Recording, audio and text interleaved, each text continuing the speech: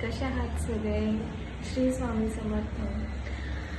तर आजचा व्हिडिओ यावर बनवते की माझ्या केसांना खूप जास्त फाटे फुटले होते. तर त्यासाठी मी यूट्यूबवर एक रेमेडी बघितली, ती मी आज फॉलो करणार आहे. चला मग बघूया. मी इथे मेथीच्या डाळीचं पावडर टाकलं होतं 2 चम्मच आणि उडदाच्या डाळीचं 2 चम्मच आणि ॲलोवेरा जेल हे 1 चम्मच आणि दही खूप जास्त गरजेचं असतं. ते चांगलं मिक्स करून आपण केसांना लावून घ्यायचं आहे छान प्रकारे. हे माझं सगळ्या केसांना लावून झालं आहे.